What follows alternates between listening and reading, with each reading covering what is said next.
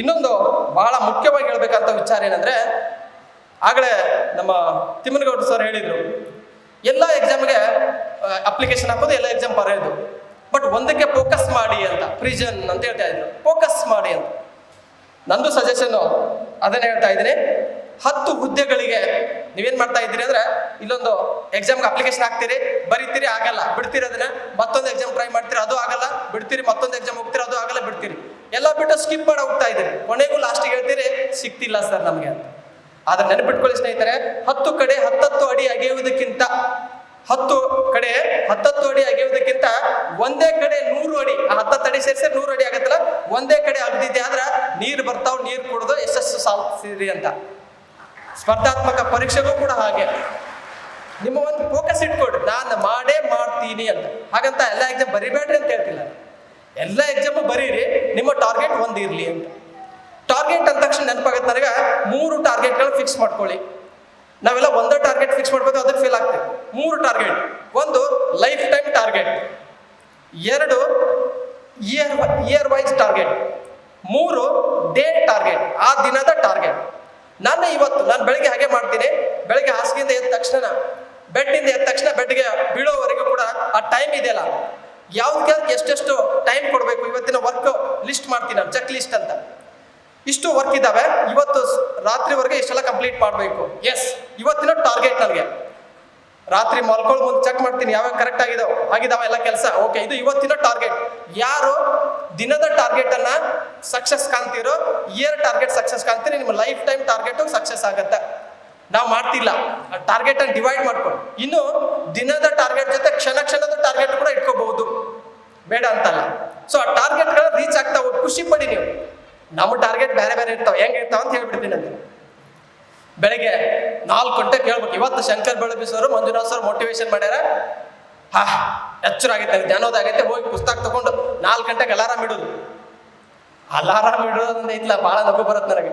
ಎಲ್ಲ ಆರಾಮಿದ್ದಾಗ ಅಲಾರಾಮ್ ಎಂದೂ ಇಡಬಾರ್ದಂತ, ಎಲ್ಲ ಆರಾಮಿದ್ದಾಗ ಅಲಾರಾಮ್ ಇಡಬಾರ್ದಂತ. 4 ಗಂಟೆಗೆ ಅಲಾರಾಮ್ ಇಟ್ಟಿರ್ತೀರಿ, ಮಲ್ಕೊಂಡಿರ್ತೀರಿ, 4 ಗಂಟೆಗೆ ಅದು ಹೊಡಿತೈತಿ, ತಿರುಗಿಸಿ ನೀವು ಅದಕ್ಕೊಂದು ಹೊಡಿತೀರಿ, ಅದು ಮಕ್ಕೋತೈತಿ, ನೀವು ಮಕ್ಕೋತೀರಿ. ವಾಪಸ್ ಎದ್ದಿದ್ದು 7 ಗಂಟೆಗೆ. 7 ಗಂಟೆ ಆಯ್ತಾ, ತಗೋ ಏನ್ ಕ್ಲಾಸ್ 8 ಗಂಟೆಗೆ ಐತಾ, ಎಲ್ಲಿ ಸ್ನಾನ ಮಾಡ್ತಿ, ಬರ್ಲೆ ಒಂದು ಪರ್ಫ್ಯೂಮ್ ಹಾಕೋ, ಬಡ ಪರ್ಫ್ಯೂಮ್ ಹಾಕೊಂಡು ಇದ್ಬಿಟ್ಟು ಹಾಕೊಂಬಂದು ಕುಂತು ಬಿಡ್ತಾರೆ.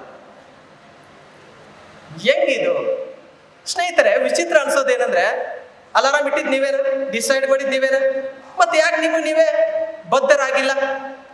ನಿಮ್ಮ ನಿರ್ಧಾರಗಳಿಗೆ ನೀವೇ ಬದ್ಧರಾಗಿಲ್ಲ ಅಂದ್ರೆ, ಒಂದು ಸಮಾಜದ, ಒಂದು ತಾಲೂಕಿನ ನಿರ್ಧಾರಗಳನ್ನು ತೆಗೆದುಕೊಳ್ಳುವಂತ ಅಧಿಕಾರಿಗಳು ಯಾವಾಗ ಆಗ್ತೀರಾ?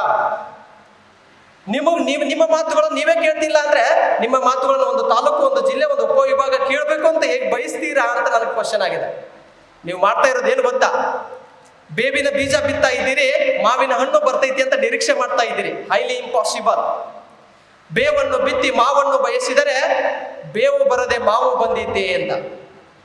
ನಾವು ಮಾಡ್ತಾ ಇರುವಂತ ಕಚ್ಚಡ ಕೆಲಸಗಳಿಗೆ ನಾನು IAS ಆಫೀಸರ್ ಆಗ್ಬೇಕು, ನಾನು KS ಆಫೀಸರ್ ಆಗ್ಬೇಕು, ನಾನು ಪೊಲೀಸ್ ಸಬ್ ಇನ್ಸ್ಪೆಕ್ಟರ್ ಆಗ್ಬೇಕು, ನಾನು ಟೀಚರ್ ಆಗ್ಬೇಕು ಫ್ಯೂಚರ್ದಲ್ಲಿ ಅಂತ ಹೇಳ್ತಾ ಇರುವಾಗ ಆ ತರ ಕೆಲಸ ಮಾಡ್ತಾ ಇದ್ದೀರಾ? ಒಂದ್ಸಲ ನೋಡ್ಕೊಳ್ಳಿ. ನೀವು ಹೇಳಲೇಬೇಕಂತ ಡಿಸೈಡ್ ಮಾಡಿದ್ರೆ 7 ಗಂಟೆಗೆ ಇಡ್ರಿ ಅಲಾರಾಮ್, ಯಾರು ಕೇಳಂಗಿಲ್ಲ ನಿಮಗೆ. 10 ಗಂಟೆಗೆ ಇಡ್ರಿ. ಇಟ್ಟಂತ ಟೈಮಿಗೆ ತಪ್ಪು ಬೇಡ, ಡಿಸೈಡ್ ಮಾಡ್ರಿ ಪಕ್ಕ ಅಂತ. ಆ ಹಾಸಿಗೆ ಅಂತಿರುತ್ತದು, ರಾತ್ರಿ ಇಡೀ ನನ್ನ ಸುತ್ತಕೊಂಡು ಇಲ್ಲೇ ಉಳ್ಳಾಡಕತ್ತೆ, ಎದ್ದೋಗ್ಲೆ ಓದೋಗು. ಹಾಸಿಗೆ ನಿಮ್ಮನ್ನು ನೋಡಿ ಅಸಹ್ಯ ಪಡುವ ಮುನ್ನ ಹಾಸಿಗೆಯನ್ನ ಬಿಸಾಕಿ ಹೊರ ಬನ್ನಿ ಅಂತ ಹೇಳ್ತೇವೆ. ಸಾಧನೆ ಅಂದ್ರೆ ಹಾಗಾಗ್ತದೆ. ನೀವು ಬೆಚ್ಚಗ ಮಲ್ಕೊಂಡಿದ್ರ, ಚಳಿ ಬೇರೆ ಇದೆ, ಬೆಚ್ಚಗ ಮಲ್ಕೊಂಡಿದ್ರ ಮಲ್ಕೊಳ್ಳಿ. ನೀವು ಇಲ್ಲೇ ಮಲ್ಕೊಂಡಿರ್ತೀರ, ಜಗತ್ತು ನಿಮ್ಮನ್ನು ಬಿಟ್ಟು ಮುಂದೆ ಹೋಗ್ತಾ ಇರತ್ತೆ. ನಿನ್ ಜೊತೆ ಕಾಂಪಿಟೇಟಿವ್ ಮಾಡೋರು ಸಿಕ್ಕಾಪಟ್ಟಿ ಸ್ಟಡಿ ಮಾಡಿರ್ತಾರೆ, ನೀವು ಮಾಡ್ಲಿಕ್ಕಾಗಲ್ಲ. ಆಮೇಲೆ ಹೊರಗಡೆ ಬಂದು ನಾನು ಅಷ್ಟು ಓದಿದ್ದೀನಿ, ಇಷ್ಟು ಓದಿದ್ದೀನಿ. ನೀವು ಓದೋದು ಗೊತ್ತಿಲ್ಲ ನನಗೆ, ನಾನು ನಿಮ್ ಜೊತೆ ಇದ್ದೆ ಅಂತ ಕಾರಣಕ್ಕೋಸ್ಕರ ಹೇಳ್ತಾ ಇದ್ದೀನಿ. ತಗೊಂಡು ಓದ್ತಿರ್ತೀವಿ. ಮನೇಲಿ ಯಾರಾದ್ರೂ ಫಾದರ್ ಮದರ್ ಇದ್ರೆ ಹಿಂಗ ಓದ್ತಿರ್ತೇವೆ ನಾವು. ಹೆಂಗ್ ಓದ್ತಿರ್ತೀವಿ? ಅವ್ರೆಲ್ಲಾರು ಹೋದ್ರ ಇದು ಒಳಗಡೆ ಒಂದು ಇರ್ತೈತಿ, ಹಿಂಗ ಯಾರ ಬಂದ್ರೆ ಹಿಂಗ್ ಓದೋದು. ಫ್ರೆಂಡ್ಸ್ ಬಂದ್ರ, PG ಒಳಗೆ ಯಾರಾದ್ರೂ ಗೆಳತಿಯರು ಬಂದ್ರೆ ಹಿಂಗ್ ಓದೋದು. ಹೋದ್ರ ಮತ್ತೆ ಒಂದು ಮೆಸೇಜ್ ಹಾಕೋದು. ಇದು ನಮ್ಮ ಸ್ಟಡಿ ಮಾಡುವಂಥದ್ದು. ನೆನಪಿರ್ಲಿ ಸ್ನೇಹಿತರೆ, 4 ಗೋಡೆಗಳ ಮಧ್ಯದಲ್ಲಿ ನಿಮ್ಮನ್ನು ಯಾರೋ ನೋಡದೆ ಇರುವಾಗ ನೀವೇನ್ ಮಾಡ್ತಿರ್ಲ ಅದು ನೀವು ಆಗ್ತೀರಿ. 4 ಜನರ ಮುಂದೆ ಎಲ್ಲರೂ ನೋಡುವಾಗ ನೀವೇನ್ ಮಾಡ್ತಿರ್ತಿರ್ಲ ಅದು ನೀವೆಂದೂ ಆಗಲ್ಲ. ನಾನೇನ್ ಮಾತಾಡ್ತಿಲ್ಲ, ಈಗ 4 ಜನರ ಮುಂದೆ ನಾ ಏನ್ ಮಾತಾಡ್ತಿರ್ತಿರ್ಲ ಅದು ನಾನು ಆಗಲ್ಲ. ನೀವು ಯಾರು ನೋಡದೆ ಇರೋ ಜಗತ್ತೇ ನಾನು ರಿಯಲಿ ಏನು ಮಾಡ್ತಿಲ್ಲ ಅದು ನಾನು ಆಗ್ತೀನಿ. ನೀವು ನಿಜವಾಗ್ಲೂ ಸ್ಟಡಿ ಮಾಡ್ತೀರಾ, ನಿಮ್ಮ ಆತ್ಮಸಾಕ್ಷಿನ ಒಂದ್ಸಲ ಕೆದಕಿ ನೋಡಿ.